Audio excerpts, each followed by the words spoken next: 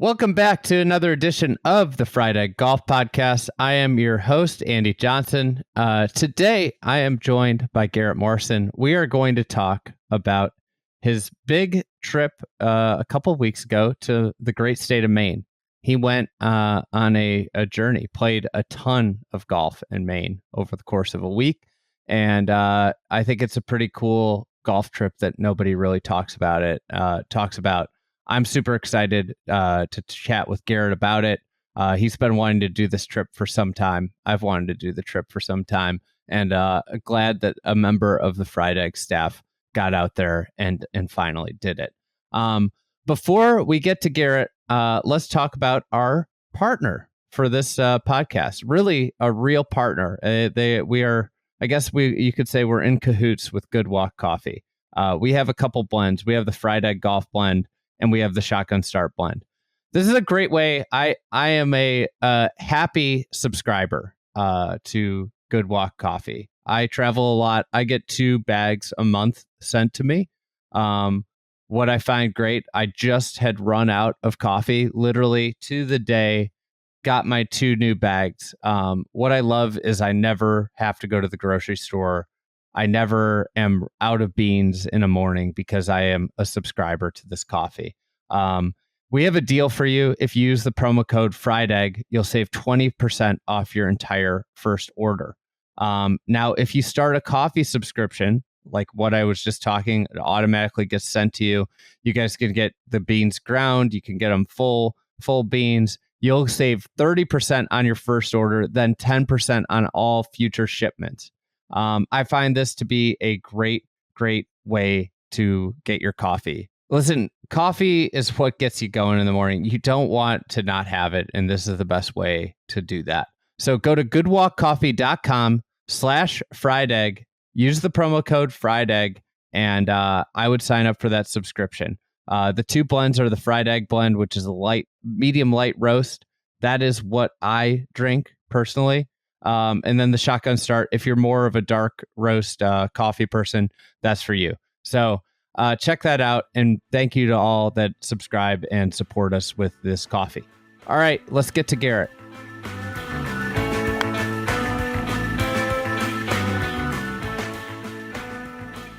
All right, Garrett, I got to ask, amazing flight that you took. You went Portland to Portland. I did. That's a feature of this trip for me, that I started in Portland, Oregon, and went to Portland, Maine. It was not a direct flight, but surprised there wasn't a Portland to Portland direct. It seems out of principle there should be one. It seems like it's an automatic kind of promo idea for some up and coming airline. But I have heard stories about people accidentally going to the wrong Portland. I heard a few of those stories while I was in Maine when I mentioned that I live in the other Portland, as they call it, in Portland, Maine. People do sometimes find themselves in Portland, Maine or Portland, Oregon when they wanted the other one, which is quite a situation because they are not close to each other. How does Portland, Maine differ from Portland, Oregon? In some ways they're kind of similar. They're both these port towns, right? They're named after the fact that they're port towns, and they're kind of northern, and the landscapes are not totally dissimilar. Obviously, Portland, Oregon is substantially bigger than Portland, Maine, and in general, Oregon is a more populous state than Maine. So you feel like you're kind of out of the normal, modes of city life when you're in Portland, Maine. It doesn't feel like you're in a metropolis, whereas Portland, Oregon is a big city. I think their golf scenes are a little different, right? Yes. Well, certainly Maine's golf scene in general is very traditional, very old, very deeply rooted.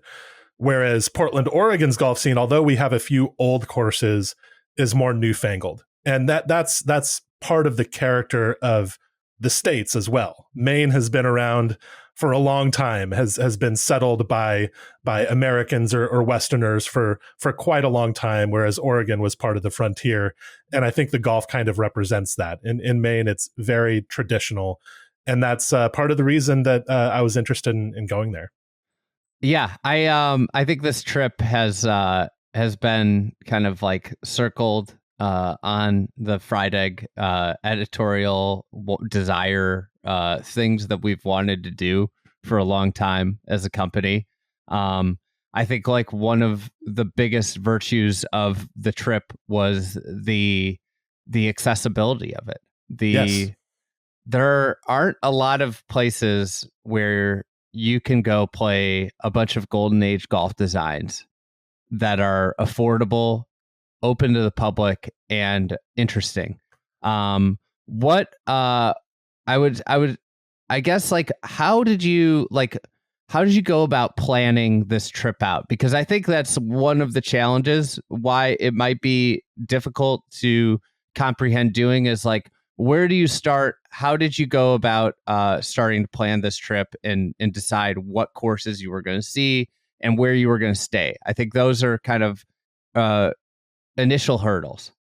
Well, first of all, you said golden age, accessible golden age golf course designs.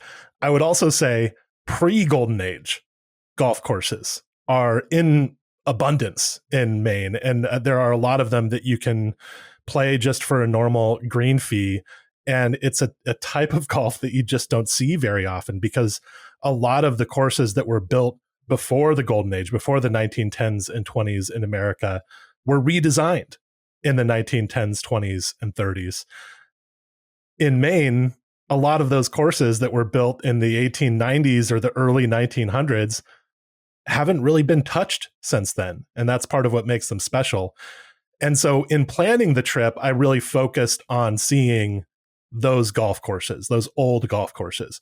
There are some good modern courses in Maine. And I heard about those from various people that I would run into at these older courses where they would be like, are you going to Booth Bay Harbor? Are you going to Sugarloaf? Are you going to Belgrade Lakes? These are some of the modern courses that are well regarded in Maine. And I would tell them, no, I think that where we're at right now is kind of cooler and what I came to Maine to see. But that's not to say that those courses that I mentioned are not good. I think Booth Bay Harbor especially is considered to be very good and looks very good. But I didn't go to Maine to see good modern golf. I went to Maine to go see something from the 1890s that hasn't been redesigned since then. And so that is, to me, what was special about this experience on primarily coastal Maine. There are also some courses inland in Maine, but coastal Maine is where I focused because you got some courses right on the ocean that were built more than a century ago that are just there. And where else can you find that? So I went to Maine to find something that I couldn't find anywhere else. And I was really satisfied in that expectation. So, in laying out the trip, there were many different iterations of this. I had a huge list of courses that I could potentially have seen. And I ended up selecting 10 of them, which was very hard to do. So the 10 were, and this probably will mean nothing to a lot of people because you won't know the names. We'll go through them more thoroughly. Yeah, we'll talk about them. Blink Bonnie Golf Links. Yes. Grindstone Neck Golf Club. Penobscot. Should I say them, Andy? Because I know how to probably pronounce them. Penobscot Valley Country Club. I had to ask about the pronunciation of that one. They call it Penabi sometimes in Maine.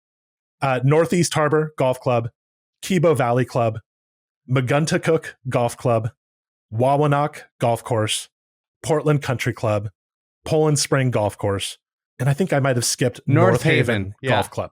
Yeah. A lot of great names in there, first of all. Maine really knows how to name its golf courses. It kind of reminds me of Wisconsin a little bit with the naming. Well, I think there's some Native American influence on the names, and they're just wonderful sounding. Where Maguntacook, like where the heck does that come from? But in any case, those are the courses that I saw. A big help in planning this trip was Brian Schneider's itinerary from a couple of months ago. You had Brian on the podcast to discuss his experience in Maine, and you touched on it, but you didn't really go super in depth on it. But Brian covered his trip to Maine in a really wonderful way on Instagram. And I was following those posts and keeping an eye on which courses he thought were really remarkable. And those ones kind of got an extra check mark in my book. But a lot of these courses have been on my personal map for a long time because it's just the type of golf that I want to see, that I'm kind of obsessed with, 9-holers that are more than a century old. Yes, please sign me up for that. So that's what I was focusing on. Blake Conant also was a good resource here. He knows about these kinds of courses and has researched them. So ultimately, I decided to spend a good deal of time in the region known as Down East Maine. Now, to be clear, the coast of Maine moves mostly east, right? It moves northeast, but mostly east. So the deeper part of Maine, when you get past Portland, which is kind of in the kind of southern or western part of the state and close-ish to Boston, it's not that hard to get to Portland from Boston. When you go farther into Maine, you get into a territory called Down East Maine. This is where Acadia National Park is on Mount Desert Island. Beautiful, out of the way places, not very heavily populated, though there are some towns throughout. And this is the region where I spent a lot of my time because quite a few of the courses that I was really keenly interested in were in this region. So I spent what some people might think would be an unusual amount of time in this area. It would have been reasonable to spend an equal amount of time in the Portland area and seeing all those golf courses around there. There are more golf courses there, and they're very interesting as well. But I just wanted to emphasize the Down East region. So I stayed there for a while.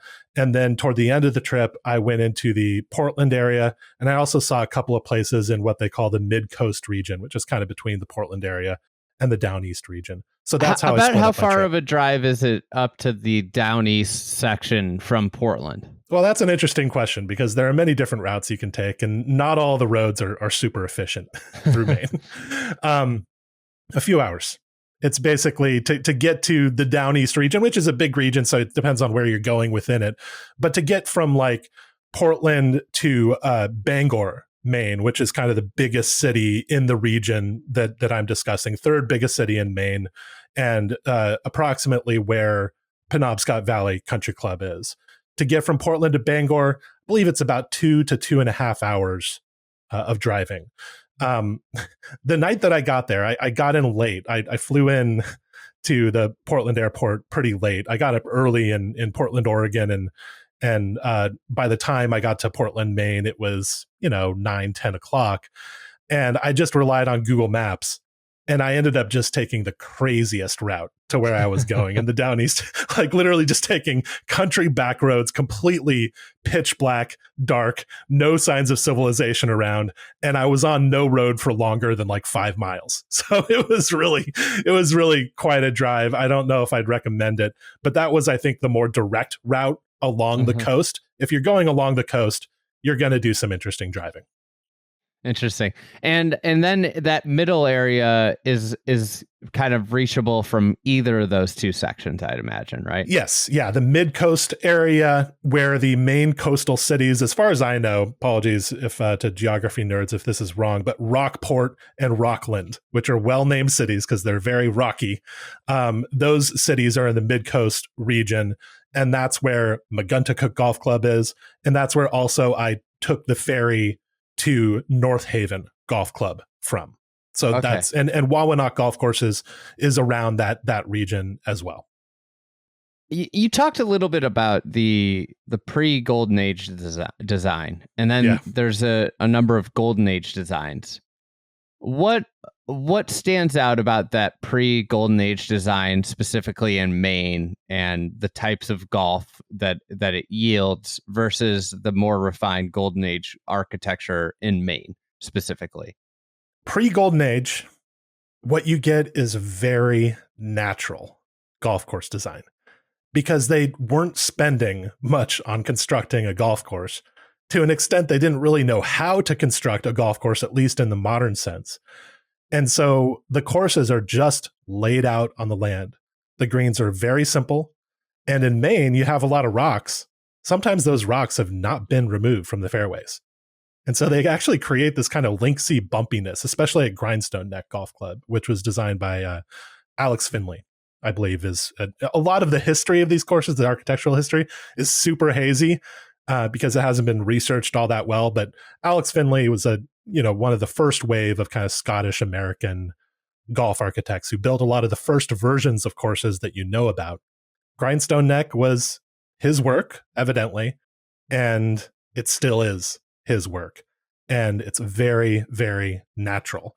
What you'll also see in pre-Golden Age design is some stuff that might strike you as strange now. Greens that are completely blind from the approach zone, that are blocked by some kind of natural impediment. That was not considered a bad thing to do pre-Golden Age. In fact, it was considered a good thing to do. Yeah, put a little kind of, obstacle right in front of the green. So these hazards that you had to carry hazards were not verboten in this era as much as they became in the Golden Age and in our current era of golf architecture. So you'll see strange stuff like that. You'll see some features that may not look totally natural to your eye. The chocolate drops and things like that, features that were built to resemble Linksland, but don't really completely resemble Linksland, that look obviously artificial. So you'll see some of that. But in general, the main thing that strikes me about those kind of Victorian era or pre-Golden Age golf courses is just their sheer naturalness, because they did not spend much on constructing them. That's neat. I think, like, just in general, a different style of golf. Like, one of the things that stands out to me about this golf trip is just the immense variety that you could get in design styles, like different experiences, which it's cool. Like, if you were going to go on a food tour, for example, you wouldn't go just get all the same style of food. You'd go to a city or an area. You'd go to a food truck. You'd go to the Michelin-starred restaurant. Yeah. Yeah, and I think that's the neat thing about this trip is the variety. Let's let's stay a little general before we dive into some of the more, nitty-gritty of the trip. Roughly, what are you looking at from a cost standpoint for this trip in terms of greens fees at courses? If you wanted to go pick off a couple of these, what was the kind of the range of greens fees and the accessibility of most of the courses? There was a pretty big range of green fees. Some of them were higher than I expected, and some of them were lower than I expected. But Blink Bonnie Golf Links is an honor box golf course. You put $25 in a mail slot, and you can play all day. It's a 9-hole golf course. So that's kind of the low end, right? Wawanok Golf Course is a lovely public everyday golf course that is very accessible. That's around $30 to $40 for 9 holes, and I believe there's a good deal for 18 holes. The higher end of publicly accessible golf courses that I saw is more represented by Kibo Valley and especially Northeast Harbor Golf Club. Northeast Harbor is a very refined golf course. One indicator for a Maine golf course that has a higher maintenance budget is that the fairways are irrigated. That's great. That's one quick and dirty way that you can tell, because a lot of the courses that I saw, the fairways are not irrigated, which I absolutely love, by the way. But Northeast Harbor is extremely well maintained and a beautiful golf course with a good sense of place too. It's not like it's sticking out from its setting more than the other golf courses, but it is a more refined golf course.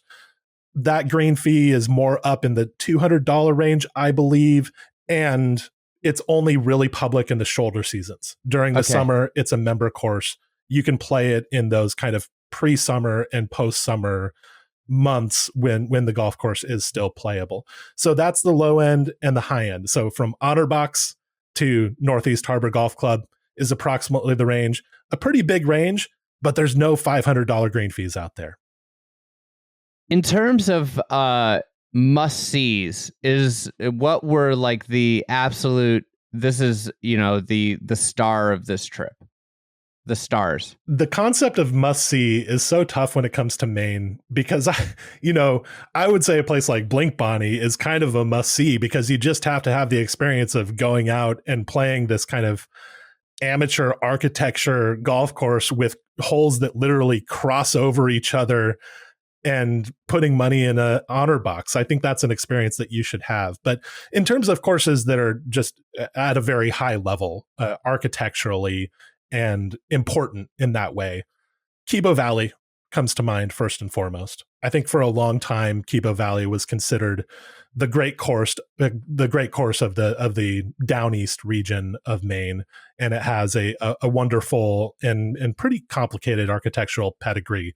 But for a long time, that has been kind of the course in the region, and I think Northeast Harbor is up there with it as well. So that's I think you have to, if you go to this region, you have to go to Kibo Valley.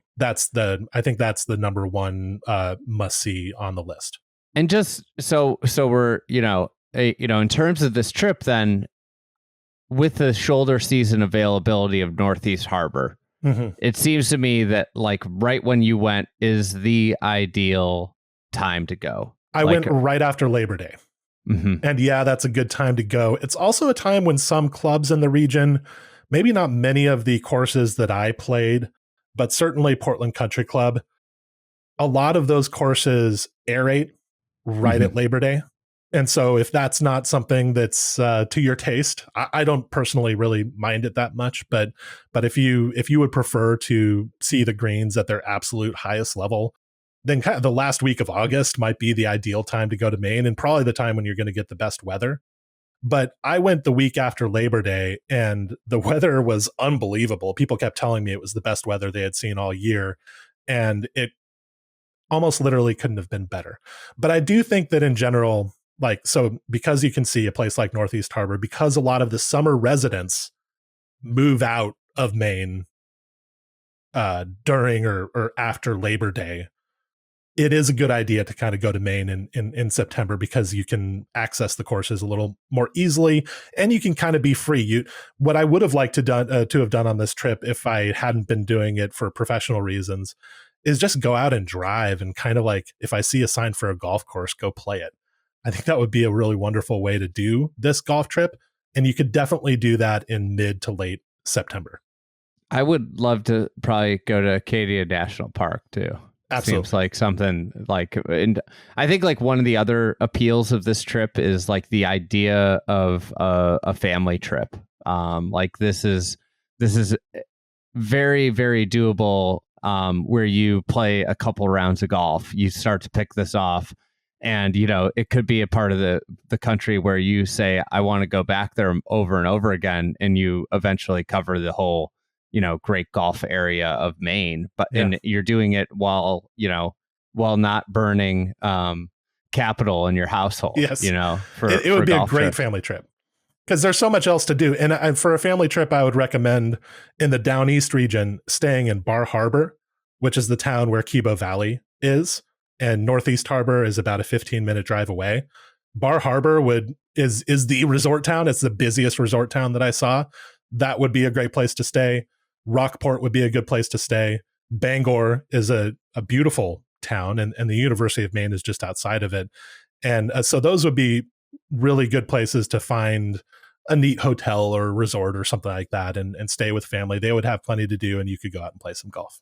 I wanted to ask, what were the towns like? What were the people like? I think like people in the towns play an intricate role in why people love going to the UK to play golf. I think, a lot of American golf destinations, one of the things that you miss out on is that you're at a resort and you are like, I'm in this resort and I am here, and it's kind of like Disney World, where I don't get to experience the culture and the essence of the area. What's Maine like in terms of like, I know you were busy with golf, but what was it like when you were in the town getting food, coffee, different, provisions? What did you find, interesting about the towns and culture of the areas? Well, I will say, I wish I had been able to do more of this. I went to Dunkin' Donuts more often than I would have liked. No disrespect to Dunkin' Donuts, but I'm sure there was a good local coffee shop in Bangor that I could have gone to when I played Penobscot Valley. But I spent a lot of time on the golf courses. I was photographing the golf courses, putting the drone up, playing 36 holes a day the first couple of days I was there. So there wasn't a lot of time to explore the culture and the towns and things like that. But from what I did see, the towns are beautiful. The seaside towns are just the kind of charming seaside towns that you dream about. Old fishing towns that have since kind of turned to tourism, but still have that feel of a town that's untouched by time. These are the kinds of places that you keep driving by over and over on your way to coastal golf courses in Maine. And so they're kind of just picturesque and beautiful and just what you want them to be. The people, and primarily I met people at the golf courses, the superintendents, the pros, the GMs. That's who I would be talking to when I got to the golf courses. I reached out to the superintendents at every single course that I visited. Didn't get to meet all of them, but and I would typically talk to a pro or talk to a GM. They were the best. They were amazing. They were so excited to show off their golf courses. They were so full of information and so full of passion for what they were doing at their golf courses, committed to the old style of golf that these courses represent. Kevin Conley at Grindstone Neck immediately comes to mind. Just a down-to-earth guy who maintains Grindstone Neck, is the superintendent there, and also the primary contact. If you want to make a tee time, you can kind of just get in touch with him and things like that. He was so welcoming and had such great ideas about what he was doing at this golf course. He's a superintendent who has worked at some high-level clubs in his past, and Grindstone Neck is in the area where he grew up. And so he just moved there and is now maintaining that golf course in exactly the way that it needs to be maintained. And it was lovely to meet him. And I think of him as kind of a representative of a lot of the golf course people I met in Maine. They were some of the most impressive and friendliest people that I've met on any golf trip. When you say maintain the way it should be maintained, what does that mean? No irrigation in the fairways, nice and firm in late summer, and just very simple. The fairways are super wide, right? There's not like a defined contour to the mowing lines of the fairways like you see at a lot of modern courses in a corridor that's open or that shares holes. It's just mown out, and it's very simple, straight lines. And there are two primary cuts that are used. There's not all these intermediate cuts. It's very straightforward maintenance, and the nature along the sides of the holes is completely intact. It is exactly what it looks like if you were to take a hike through Acadia National Park or whatever other park in this region. It's not, the golf course is not fighting its setting. It's just sitting there.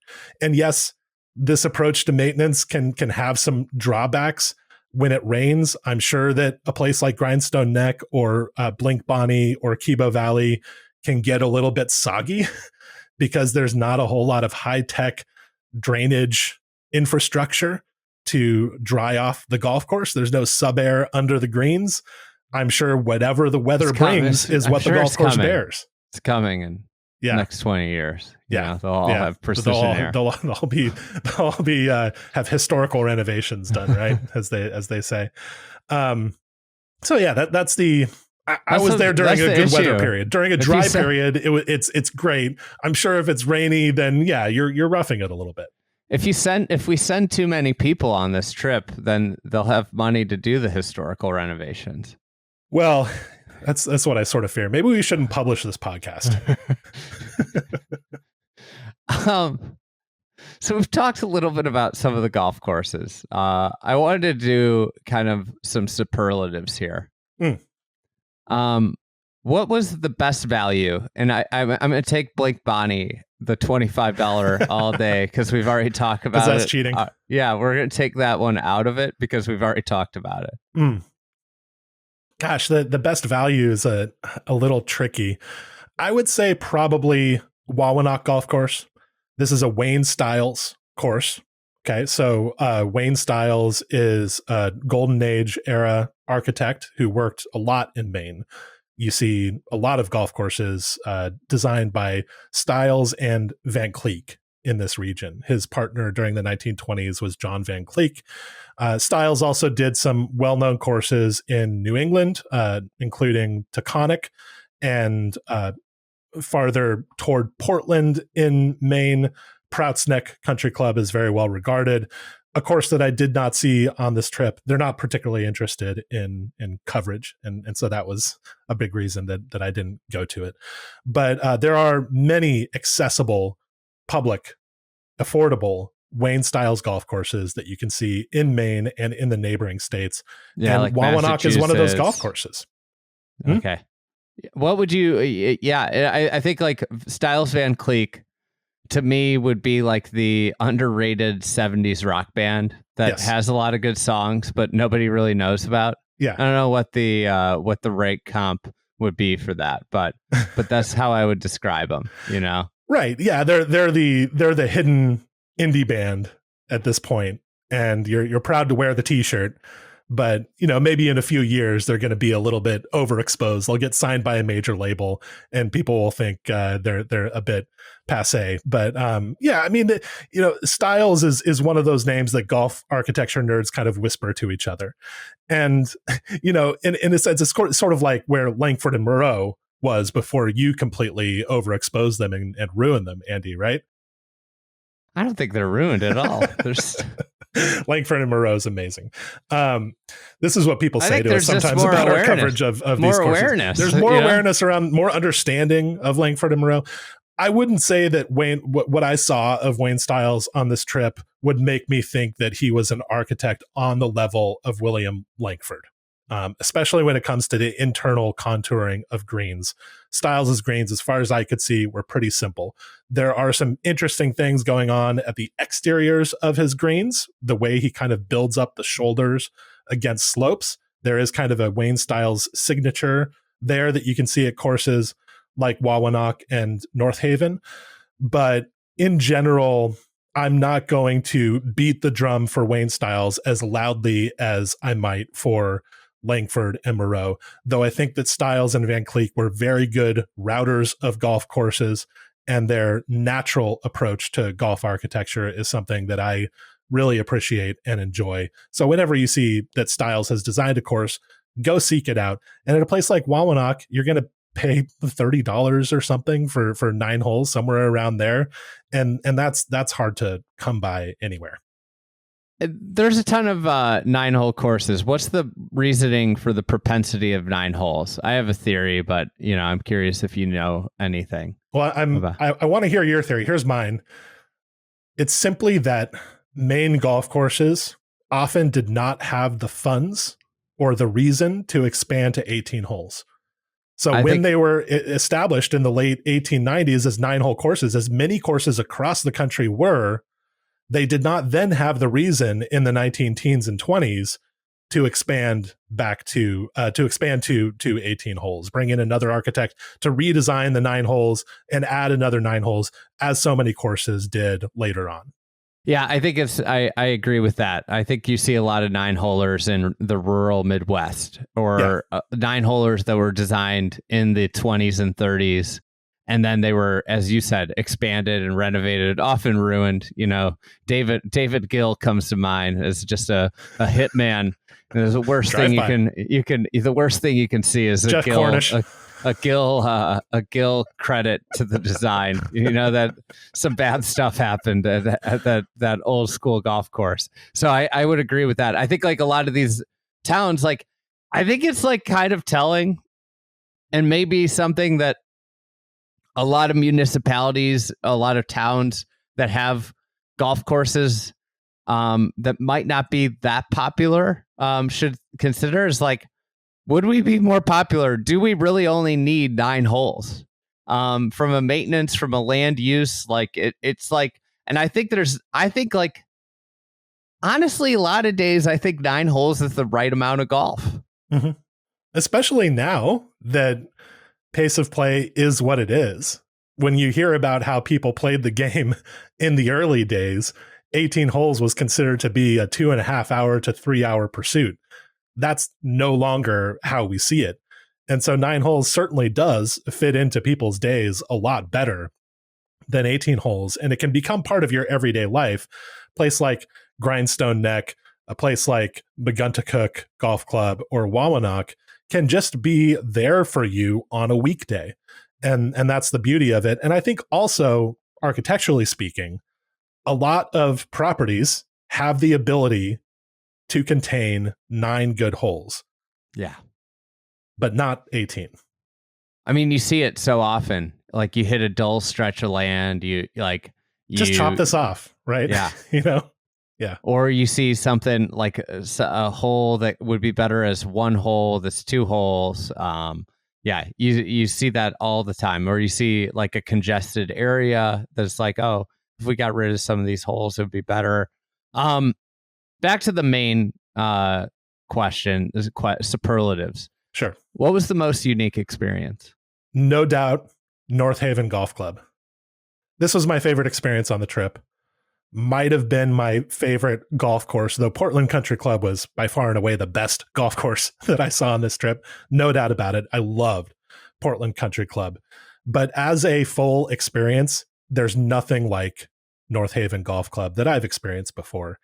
You get on a ferry in Rockland, Maine, a seaside town, and you spend an hour riding on that ferry out to this little island. It's kind of like a chain of islands out there. There are a few different ones. The town of North Haven is where this ferry took me. I took my golf clubs along with me, was literally carrying my golf clubs on the ferry. Got off the ferry at the dock in North Haven and walked to the golf course. You can take your car with you if you want, but you have to reserve it and it costs a little more money. And the golf course is pretty close to town. So you just got off the ferry and walked with your clubs there. That's right. It was amazing. It was about a 15 to 20 minute walk. And I got out there and it was just what you would imagine. It's a country golf course. There are a few people there who work in the shop and maintain the course. I ran into the president of the club who was going out at about the same time that I was. Such friendly, again, down to earth people. It was great to talk to them. And this course is just what I'm looking for when I'm going to Maine. It is on the crest of this hill, sort of. So a lot of the fairways run on side slopes, either on one side of the peak of the hill or the other side. And it is incredibly wide. These are not tree-lined corridors. There are trees around the golf course, but they never planted trees on this golf course. This is, again, one of the things that's a blessing about not having the funding to make changes to golf courses after they're built. They never had the money to do a tree planting beautification program. So in the core of this golf course, it is untreed, and these fairways just connect to each other. It's a big sloping field that you're playing golf on. And the way that the holes use this land is very clever and very sophisticated. It was designed by Wayne Stiles in 1932. So actually, as the courses I saw on this trip go, this was a fairly recently built golf course. 1932 is actually not before kind of not an before interesting Depression. Yeah, like one of the last ones. Right. Yeah, this was just as things were kind of shutting down. You saw a few courses being built in America in the early 30s, but then as it became clear what the circumstances were, the only courses were being built in the Depression were oil towns. Perry Maxwell getting work in Oklahoma in the oil hubs. Yeah, that's right. Scummy Perry Maxwell taking the oil money. Different kind of oil money than today's oil money. That's right. This was not a sovereign wealth fund. North Haven. So that's kind of the vibe of the golf course. Then it has this one hole that's out on the coast. You walk from the fifth green through this little path that goes through a tunnel of trees, and then you arrive at this tee that's right on the ocean. And you play a little par 3 that goes over this tiny cove to a green that's set on this kind of spit of land that extends out. I think if they were to remove the trees along the left side of this hole, there are trees between the hole and the ocean. If they were to remove those trees, and I'm not saying that I think they should, because that tree removal takes money, and I'm not expecting a course like this to spend a lot of money on a course renovation. But if these trees somehow just went away, say they were knocked down in a storm, this would be a much more famous golf course because of this hole. But in any case, you play that hole and you go back inland. And I think really the great holes at this golf course are the ones along these slopes. It's one of those courses. I don't want to make an unfair comparison, but like the old course at St. Andrews, you stand on a tee and you're not looking out at a defined hole. You have an awareness of where the green is, and your task is to get across the land to that green. But the way the holes are set up does not give you directions about how to do that. And there's something to me so pleasurable about that. And that's why I enjoyed North Haven so much. And just the experience of being out on the island, you're kind of out there for the day.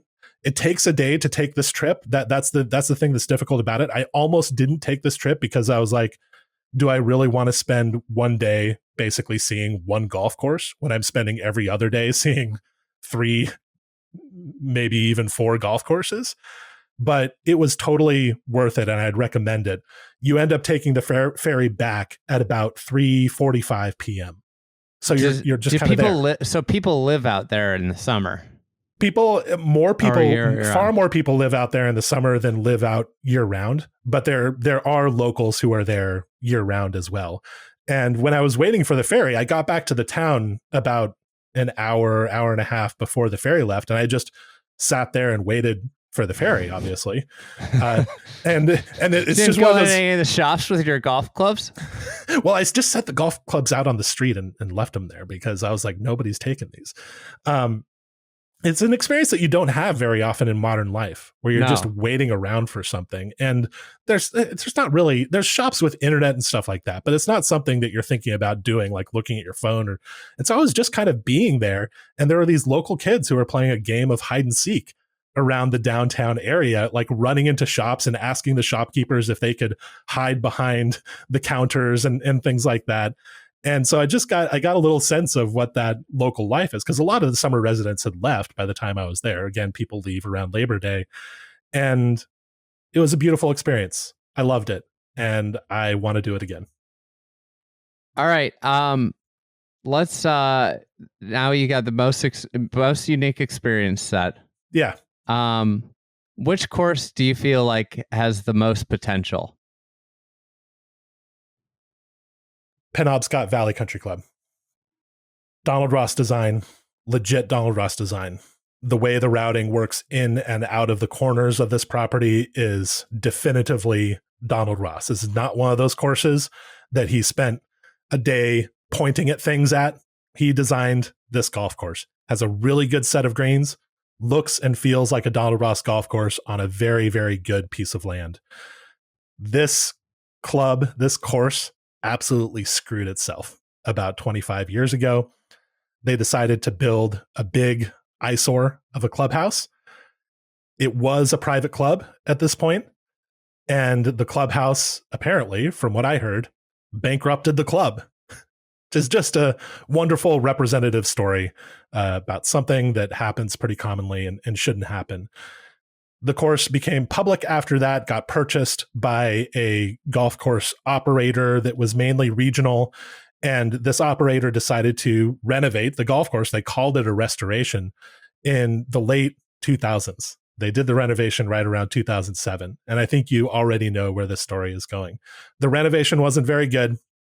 They did some weird things with the bunkers. I'm not sure why they did those things. They kind of made me look like these wavy edged modern bunkers. Very bright sand. Yeah, super bright white sand. Does not look like anything Donald Ross ever built. Donald Ross never constructed little frilly wavy edges. They made this decision to build these bunkers. They added some bunkers. It was not really a faithful historical project. Of course, the recession hit, and this operator seems to have tried to divest itself of a lot of its golf courses around this time. And it seems to me that the club was in no place to maintain these new little fancy bunkers, and the edges of them have literally caved in over the years. So they used to be these fancy little fiddly edges. Now they're just like these raw walls that have caved in because of weather and other factors, and just the fact that they don't seem situated to maintain anything that takes intensive maintenance. And so I actually kind of like the look of the bunkers now. Yeah, I was going to say. To me, this is sort of an aesthetic choice that I would sort of endorse, but I don't think they're very easy to maintain right now. I think they're problematic for the maintenance team at the course, and they're starting to be overgrown. A lot of them have kind of thick weeds growing in them.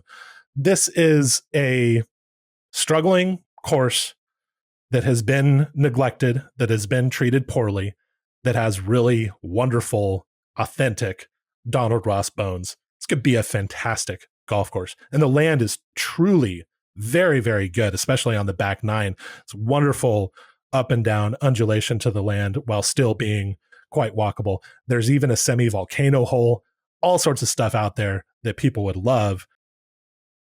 It needs a bit of TLC, but it needs the right kind of TLC. Just seems like probably moves. Just like a superintendent that gets super into it and can make some, do some stuff in the shoulder seasons, right? And has a proper budget and team, which is not easy in Maine because the season is so short. But it seems like they could do something there for sure, because this is not a hard luck kind of town. This is a university town. I'm sure there's a community that could support this course in its recovery. But as it is, very fun to play. I didn't mind anything about the kind of shabby conditioning of it, but I could see where it would be hard for the course to control what was going on, especially in some of the bunkers. All right. Another question. Sure.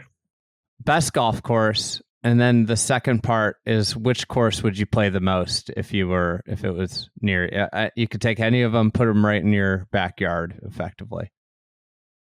Best golf course is Portland Country Club. I mentioned that before. Another Donald Ross design. This one extremely well taken care of, but well taken care of in a way that I completely approve of.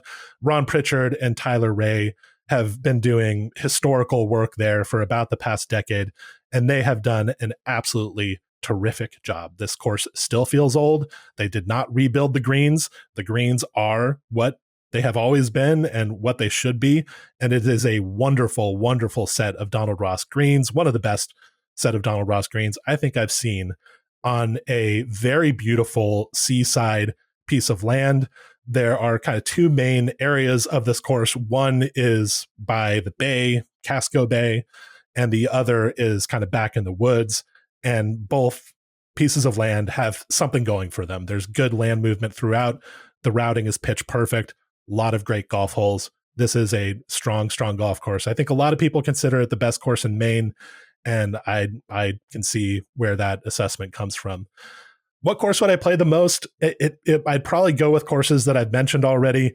Grindstone Neck would be one that I could play every day and be very happy about.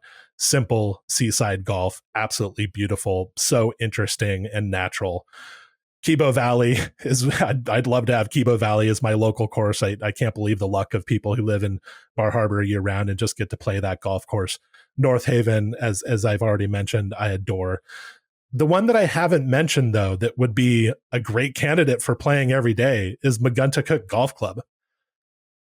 One of the craziest courses I've ever seen, Andy. What was crazy about it? Well, I don't know a lot about its architectural history. It seems like it was designed primarily by a greenkeeper initially in the early 1900s, and then a landscape architect completed the course, I believe. It's a 9-hole course, private club. Completed the course in the early 1910s. A landscape architect whose name I have not seen before. And so this golf course feels as though, and this is a compliment, feels as though it was designed by somebody who doesn't know anything about golf. That's a compliment, because it is so utterly distinctive. I've never seen anything like it. The most obvious place to go in trying to portray how unique this golf course is the 3 holes, number 4, number 7, number 8, that have greens that are literally set behind or set on massive rocky ledges or formations. The 4th hole is a short par 3 where what you see from the tee is a big rock formation coming out of the ground. The green is on the other side of it, completely invisible. This is about a 100-yard hole. That's what the hole is. The 8th hole might be the wildest golf hole I've seen ever, maybe. The green is literally perched on top of a 40-foot high pile of rocks. Just sitting there on top of a huge pile of rocks coming out of the ground. I think it's natural. I think I don't think they just pushed a bunch of rocks together. So it's that kind of course. Just, you could say it's Victorian architecture in the sense that there are barriers between the approach zone and the green. This is something that golf architects would sometimes do in the era before the golden age. This was considered an interesting and fun way to challenge people's golfing abilities to have these carries. But talk about a course that uses what it's got. That property has rocks. This golf course really emphasizes that. The rocks are the hazard. There's one bunker on the entire course, and it's on the 9th hole. And it's actually, I think they could probably get rid of it. So that's what this course is. It uses the rocks on its property, and it's wild. I don't even know how to begin describing what this architectural philosophy is, because I think it's one of one. That's amazing. All right. So we've talked a lot about this trip, a lot of the holes. What were a couple courses that you missed that you want to do the next time you go to Maine? Well, I didn't talk about Poland Spring, which is the last golf course that I saw. Also a very worthy, beautiful golf course with views of the bodies of water where they drew the Poland Spring water from. Poland Spring water. You ever had Poland Spring water? Yeah. They sell this all over Maine, and it's a Maine company. And this golf course is basically on a mountain above this valley. It's really beautiful. And there are a couple of greens that were designed by Walter Travis. I think they've been, softened over time, but it's funny. You go around this golf course, you can immediately tell which greens Walter Travis built because it's so completely obvious. So that was a really fun experience to see that golf course as well. Also a very accessible course, affordable green fee on a resort that's been there since the late 1700s. I wish I had more time to explore the resort campus, but it's a kind of a wild place. Looks like it may have been a commune at some point. It feels like the people who stayed there might have had some weird religious ideas. Potentially, it could be that kind of place. So another fascinating place in Maine, about 45 minutes outside of Portland. Golf courses that I missed were many. There were many golf courses I missed. I just scratched the surface on this trip. A couple of golf courses that maybe aren't super interested in coverage. And I wanted to go see golf courses that I could tell people about and that the courses were excited to have me tell people about them. But Castine Golf Club, Old Willie Park course up in the Down East region, really cool looking place. Prouts Neck Country Club, again, one of those courses that's put up as a potential best course in Maine candidate. Wayne Styles Golf Course right on the coast. Abenaki Golf Club, another coastal golf course of very, very old vintage that looks really interesting. On the more public side of golf courses, I wish I had seen Island Country Club, another Down East Island golf course that you don't have to take a ferry out to it, but I really would have loved to see that. There are a variety of old clubs in the greater Portland area that I didn't get to because I chose not to spend as much time in Portland and in the Portland area as I could have. But there are many, many cool club golf courses there that are accessible to the public. Riverside Golf Course is Portland's municipal course, and I wish I had seen that. I would like to go back and see that. I believe it's a Wayne Styles golf course, and it's the local muni. And so lots of courses that I wish I had seen. Those are just a couple that maybe top the list. I didn't explore much inland Maine golf. The farthest inland I went was Penobscot Valley and then Poland Spring. And so there were many opportunities for interesting golf in the more mountainous and forested parts of Maine. You could spend plenty of time exploring those courses as well. And that's the thing about Maine golf. I'd still, to this day, I occasionally run across the name of a course that looks really interesting that wasn't on my list and is just in a random little town in Maine and has 9 holes, and it's designed apparently by Alex Finley or something like that. And I'd like to go see that golf course, but I'd have to spend a lot longer in Maine than I actually did. You got to move from one Portland to the other Portland. Now that would be a story. The Portland to Portland flight is one thing, but the Portland to Portland move would be that would be a book. All right, Garrett, you're going to have a lot more about this trip on the website, our website, thefriedegg.com, as well as in Club TFE, and I'm assuming on socials. So yes, looking forward to seeing more and more, seeing some of the visuals, and thank you for coming on to tell everybody about a great value trip that very few people think about. I hope people enjoyed hearing about this. Let us know if you enjoy this kind of episode. Andy did one recently with Matt about his trip to Nebraska, which sounds wild. There was a point at which I was thinking about going with Matt on that trip, but I'm kind of glad I didn't, because only a man in his mid-20s, as Matt is, could have survived the amount of golf that he played and saw. He packed it in. He really packed it in, but obviously he saw a lot of amazing stuff, and it was great to hear about it from my perspective. But if you like this kind of episode where we kind of do a portrait of a region of golf, then let us know. Give us a shout and say if you like this kind of episode, because obviously we enjoy doing them. This is the kind of golf that we love playing and talking about, and we hope that everybody out there likes it too. All right. Thanks, Garrett.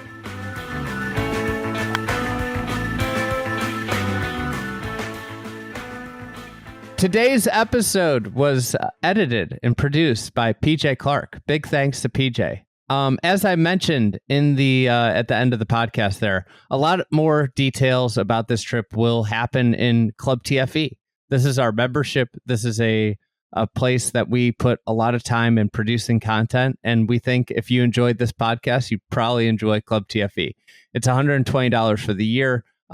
We are doing, we're attempting to do a lot of things in the next year that really add value to this membership. So sign up. It's $120 for the year. It's and you can sign up at thefriedegg.com/membership.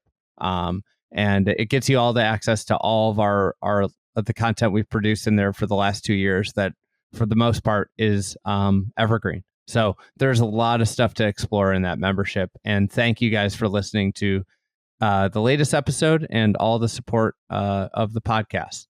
We'll be back next week with a couple new episodes. Thanks again.